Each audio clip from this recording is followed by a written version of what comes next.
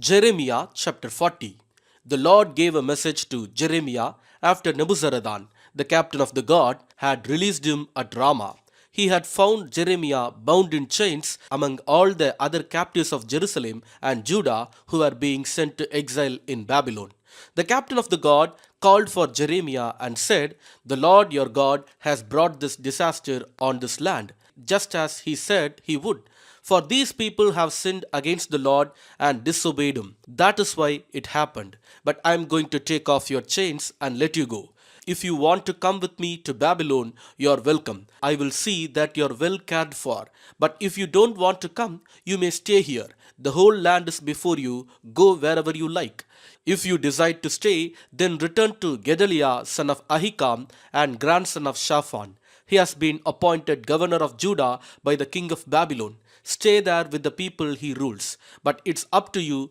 Go wherever you like." Then Nebuzaradan, the captain of the guard, gave Jeremiah some food and money and let him go. So Jeremiah returned to Gedaliah, son of Ahikam, at Mizpah, and he lived in Judah with the few who were still left in the land. The leaders of the Judean military groups in the countryside heard that the king of Babylon had appointed Gedaliah, son of Ahikam, as governor over the poor people who were left behind in Judah, the men, women, and children who hadn't been exiled to Babylon. So they went to see Gedaliah at Mizpah. These included Ishmael, son of Nethaniah, Johanan and Jonathan, sons of Kareah, Seraiah, son of Tanumeth, the sons of Ephai the Netophathite, Jezaniah, son of the Markathite, and all their men. Gedaliah vowed to them that the Babylonians meant them no harm. "Don't be afraid to serve them. Live in the land and serve the king of Babylon, and all will go well for you," he promised. "As for me, I will stay at Mizpah to represent you before the Babylonians who come to meet with us. Settle in the towns you have taken, and live off the land. Harvest the grapes and summer fruits and olives, and store them away." When the Judeans in Moab, Ammon, Edom, and the other nearby countries heard that the king of Babylon had left a few people in Judah and that Gedaliah was the governor, they began to return to Judah from the places to which they had fled. They stopped at Mizpah to meet with Gedaliah and then went into the Judean countryside to gather a great harvest of grapes and other crops. Soon after this, Johanan, son of Kareah, and the other military leaders came to Gedaliah at Mizpah. They said to him, "Did you know the Baalis, king of Ammon, has sent Ishmael, son of Nethaniah, to assassinate you?" But Gedaliah refused to believe them. Later, Johanan had a private conference with Gedaliah and volunteered to kill Ishmael secretly. "Why should we let him come and murder you?" Johanan asked. "What will happen then to the Judeans who have returned? Why should the few of us who are still left be scattered and lost?" But Gedaliah said to Johanan, "I forbid you to do any such thing, for you are lying about Ishmael." Jeremiah chapter 41. But in mid-autumn of that year, Ishmael, son of Nethaniah and grandson of Elishama, who was a member of the royal family and had been one of the king's high officials, went to Mizpah with 10 men to meet Gedaliah. While they were eating together, Ishmael and his 10 men suddenly jumped up, drew their swords, and killed Gedaliah, whom the king of Babylon had appointed governor. Ishmael also killed all the Judeans and the Babylonian soldiers who were with Gedaliah at Mizpah. The next day, before anyone heard about Gedaliah's murder, 80 men arrived from Shechem, Shiloh, and Samaria to worship at the temple of the Lord. They had shaved off their beards, torn their clothes, and cut themselves, and had brought along grain offerings and frankincense. Ishmael left Mizpah to meet them, weeping as he went. When he reached them, he said, "Oh, come and see what has happened to Gedaliah." But as soon as they were all inside the town, Ishmael and his men killed all but 10 of them and threw their bodies into a cistern. The other 10 had talked Ishmael into letting them go by promising to bring him their stores of wheat, barley, olive oil, and honey that they had hidden away. The cistern where Ishmael dumped the bodies of the men he murdered was the large one dug by King Asa when he fortified Mizpah to protect himself against King Baasha of Israel. Ishmael, son of Nethaniah, filled it with corpses. Then Ishmael made captives of the king's daughters and the other people who had been left under Gedaliah's care in Mizpah by Nebuzaradan, the captain of the guard. Taking them with him, he started back toward the land of Ammon. But when Johanan, son of Kareah, and the other military leaders heard about Ishmael's crimes, they took all their men and set out to stop him. They caught up with him at the large pool near Gibeon. The people Ishmael had captured shouted for joy when they saw Johanan and the other military leaders, and all the captives from Mizpah escaped and began to help Johanan. Meanwhile, Ishmael and 8 of his men escaped from Johanan into the land of Ammon. Then Johanan, son of Kareah, and the other military leaders took all the people they had rescued in Gibeon, the soldiers, women, children, and court officials whom Ishmael had captured after he killed Gedaliah. They took them all to the village of Keruth Kimham near Bethlehem, where they prepared to leave for Egypt. They were afraid of what the Babylonians would do when they heard that Ishmael had killed Gedaliah, the governor appointed by the Babylonian king.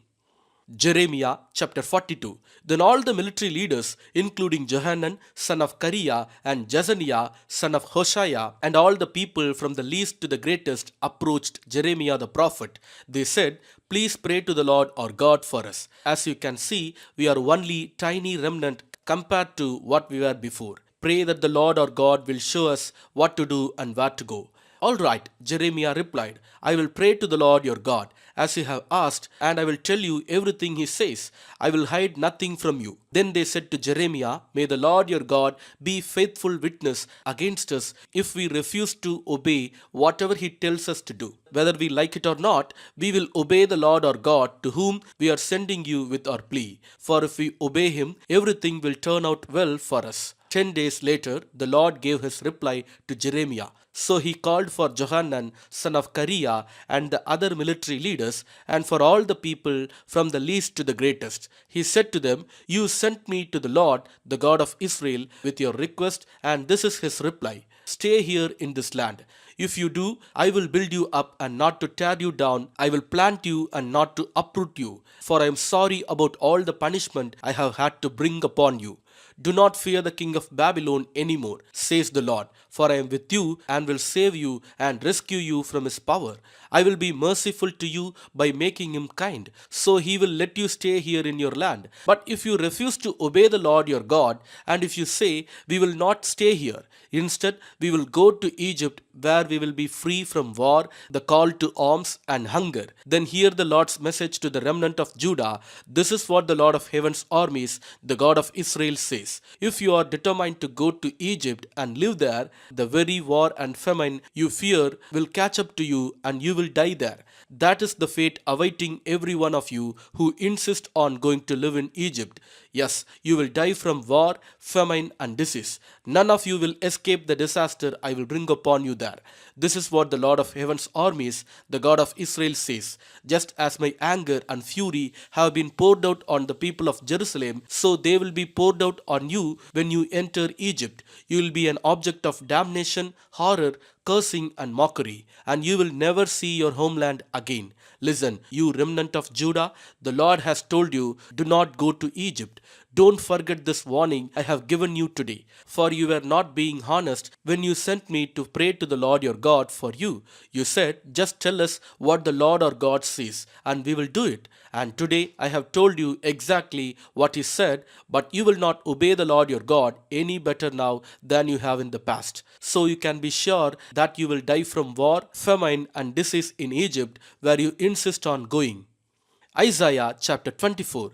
Look, the Lord is about to destroy the earth and make it a vast wasteland. He devastates the surface of the earth and scatters the people. Priests and lay people, servants and masters, maids and mistresses, buyers and sellers, lenders and borrowers, bankers and debtors, none will be spared. The earth will be completely emptied and looted. The Lord has spoken. The earth moans and dries up, and the land wastes away and withers. Even the greatest people on earth waste waste away. The earth suffers for the sins of its people, for they have twisted God's instructions, violated his laws, and broken his everlasting covenant. Therefore, a curse consumes the earth. Its people must pay the price for their sin. They are destroyed by fire, and only a few are left alive. The grapevines waste away, and there is no new wine. All the merry makers sigh and moan. The cheerful sound of tambourines is stilled. The happy cries of celebration are heard no more. The melodious chords of the harp are silent.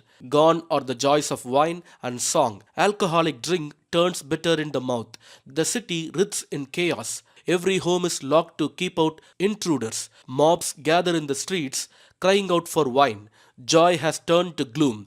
Gladness has been banished from the land. The city is left in ruins, its gates battered down. Throughout the earth, the story is the same. Only a remnant is left, like the stray olives left on the tree or the few grapes left on the vine after harvest. But all who are left shout and sing for joy. Those in the west praise the Lord's majesty. In eastern lands, give glory to the Lord. In the lands beyond the sea, praise the name of the Lord, the God of Israel. We hear songs of praise from the ends of the earth, songs that give glory to the righteous one, but my heart is heavy with grief. Weep for me, for I wither away.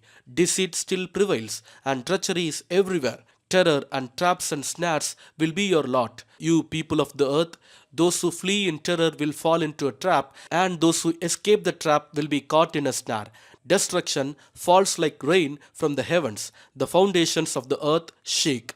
The earth has broken up, it has utterly collapsed, it is violently shaken. The earth staggers like a drunk, it trembles like a tent in a storm. It falls and will not rise again, for the guilt of its rebellion is very heavy. In that day, the Lord will punish the gods in the heavens and the proud rulers of the nations on earth. They will be rounded up and put in prison. They will be shut up in prison and will finally be punished. Then the glory of the moon will wane and the brightness of the sun will fade. For the Lord of heaven's armies will rule on Mount Zion. He will rule in great glory in Jerusalem in the sight of all the leaders of his people.